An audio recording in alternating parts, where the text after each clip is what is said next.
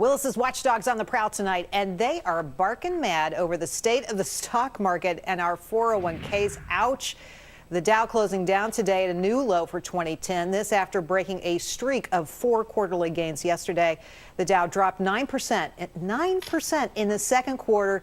The S&P nearly 11. So what's causing the drop off, and when will it go back up? Let's meet our panel. In studio with me, Monica Crowley, a Fox News contributor, attorney Rebecca Rose Woodland, and in D.C., Yudi Chang of Ace Investments. Yudi, I want to start with you on this because I'm getting emails from people. They're upset. They're worried. They're seeing their 401k tank again. What do they do?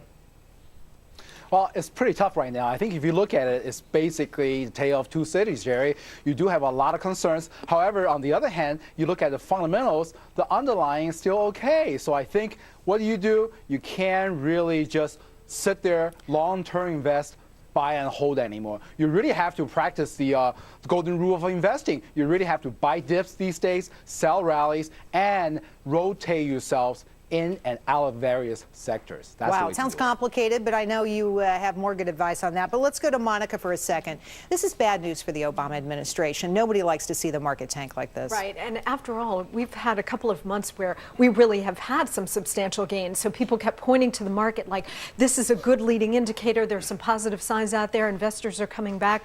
But the point is there's so much uncertainty in this economy.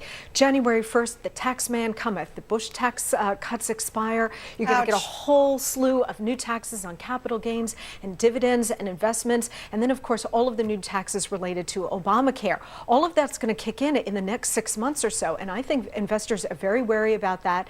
And they're also very concerned that we might be heading into another economic retrenchment. Right. So you couple the uncertainty with the new tax burdens and regulations, and this is bad news for investors. It is bad news. Of course, that tax on tanning beds really tough for a lot of people. That's over the edge. Rebecca, seriously, let's talk about the fairness issue, though, for a second, because small investors out there feel completely overwhelmed by this market. I think they're overwhelmed because as Monica's saying, there are so many contributing factors to this problematic market, and we also have job losses, severe job losses. We had a much higher growth expected than we found. We found actual shrinkage. So I think all of these things are contributing to a market that's kind of flat and people not knowing where to go. Where do you go with your money? If you don't have, forget the 401k if you don't have a job. All right, this story seems to come out every few months, but now Bloomberg is reporting Verizon will release the iPhone in January.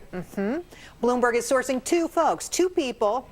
The biggest complaint users have with the phone, of course, is the carrier AT&T. Rebecca, is there anything nice you can say about AT&T? No, I am not on AT&T. I'm on Verizon, so I cannot wait to get an iPhone if they actually bring it to Verizon, because I will not switch service to AT&T. There's no possible service in New York City for it, but that iPhone is so exciting with all the apps. Monica? Do you have an iPhone? No, but all my friends do. Now you're going to get one, right? Yes. No, I don't have an iPhone. I'm a BlackBerry girl, and my BlackBerry is the carrier is AT&T.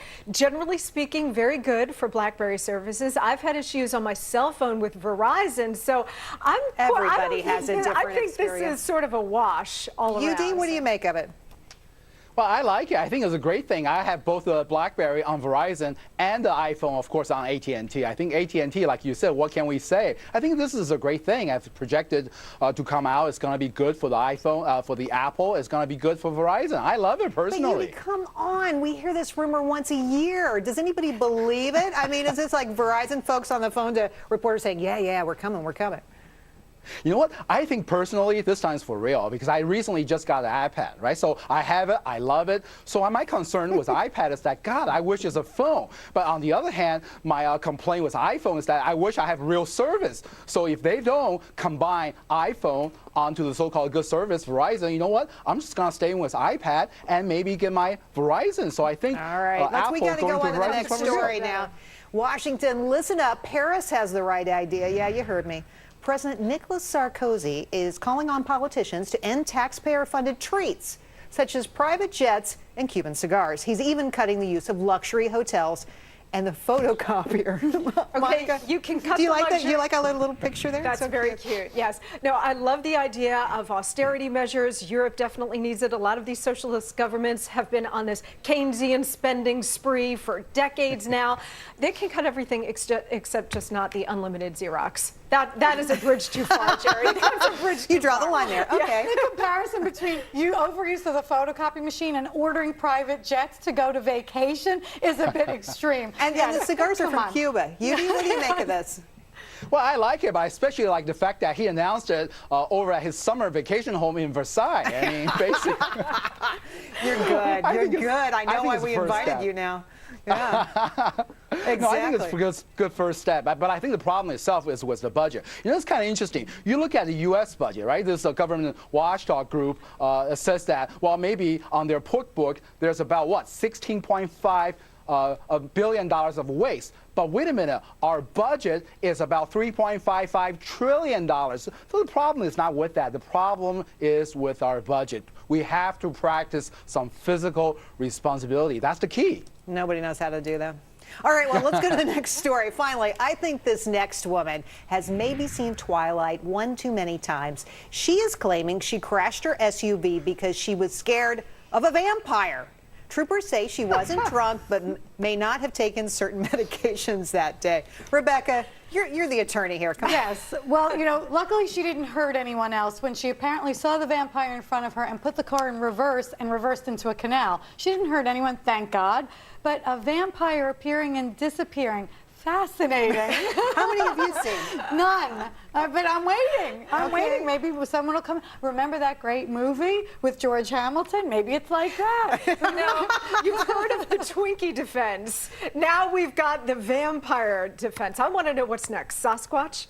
Oh, I hit the telephone pole because I saw Sasquatch. That's actually happened. Officer. Judy? Oh, that actually happened. Judy, I know you have something intelligent to say here.